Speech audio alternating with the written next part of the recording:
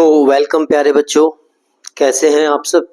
और उम्मीद करता हूं कि आप सब अच्छे होंगे और आप सपरिवार कुशल होंगे। तो आज के इस वीडियो में अपने बात करने वाले हैं एक ऐसे टॉपिक के बारे में जिसके बारे में ज़्यादा कहीं भी आपको नॉलेज देखने में नहीं मिलेगी।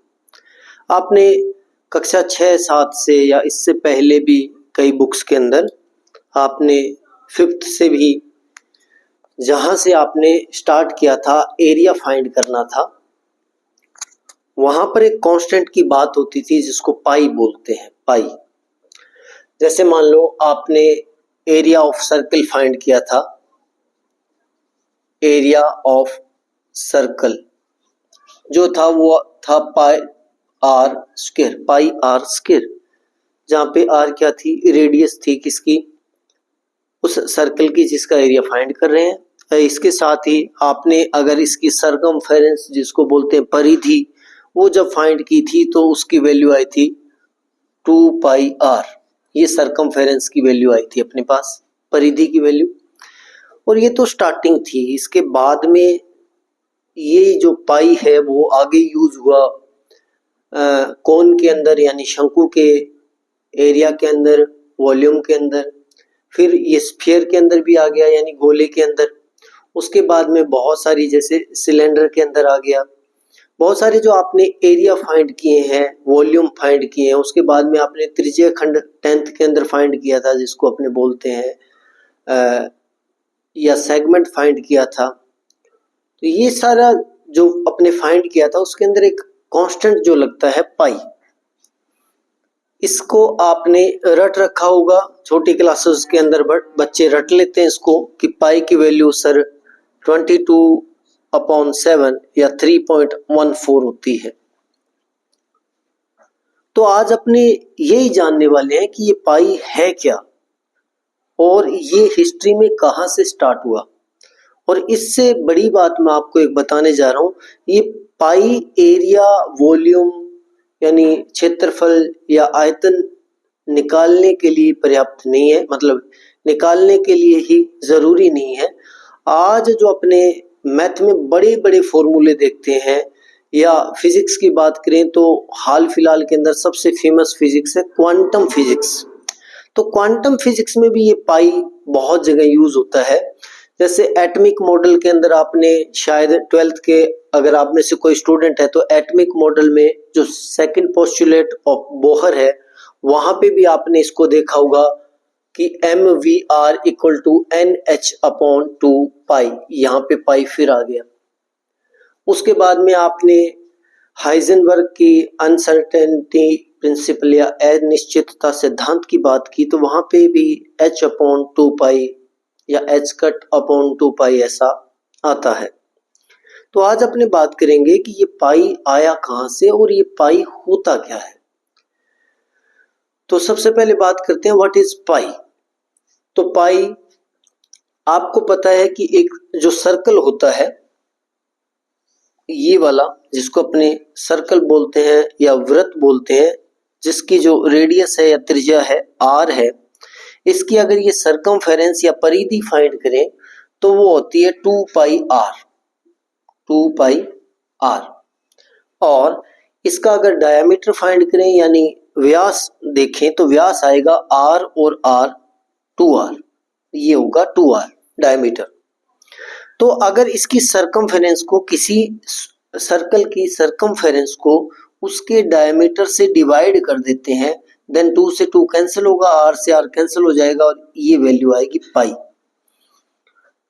यानी किसी भी सर्कल की सरकमफेरेंस यानी परिधि को अगर उसके व्यास यानी डायमीटर से डिवाइड करते हैं तब जो कांस्टेंट आता है वो होता है पाई। और सबसे बड़ी रोचक बात इसके बारे में ये है कि आप चाहे सर्कल छोटा खींच लो, चाहे सर्कल बड़ा बना लो, और चाहे इतना बड़ा सर्कल बना लो कि उसके अंदर सारा यूनिवर्स जो है वो समा जाए, तो भी जो उसका सरकमफेरेंस और डायमीटर का रेशियो है वो सेम रहेगा। ये कांस्टेंट रहता है जिसकी वैल्यू अपने पाई होती है 22/7 या 3.14 जो अपने काउंट करते हैं। अब इसके बारे में, इसकी हिस्ट्री के बारे में बात करें तो इसके बारे में बहुत सारे अलग अलग वैज्ञानिकों ने, गणितज्ञों ने बताया है, लेकिन अपने भारतीय हैं तो बात करते हैं भारतीय इतिहास में इसकी चर्चा सबसे पहले कहाँ पे हुई। तो जैसा कि आपको पता है कि जिनके नाम से भारत की गणित चलती है, पूरी दुनिया की गणित चलती है, आर्यभट्ट।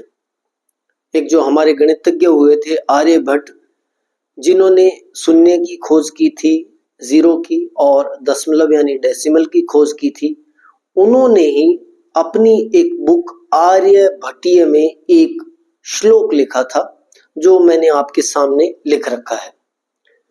जो ये श्लोक था, चतुराधिकम शतमष्ट गुणम द्वाषष्टि स्ततथा सहस्त्रणाम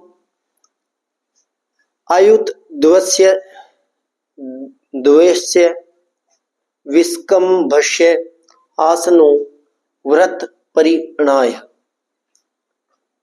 थोड़ा उच्चारण संस्कृत का मेरा वीक है, लेकिन जो आप श्लोक है वो आपके सामने लिखा हुआ है। इसका अर्थ क्या है?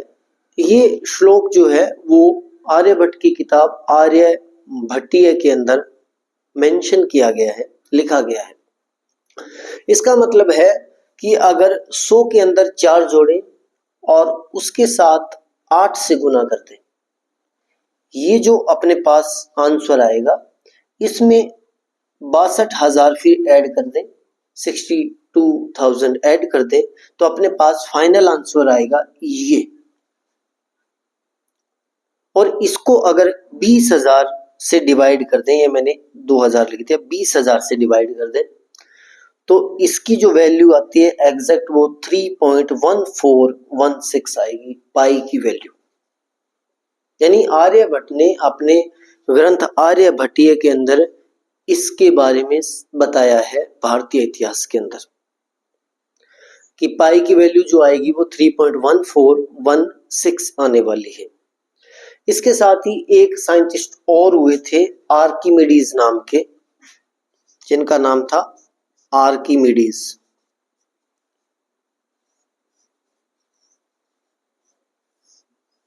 आर्यभट्ट के बाद में इसकी जो वैल्यू अपने काउंट करते हैं 22/7 यानी 22/7, इसके बारे में बताया था आर्किमिडीज ने।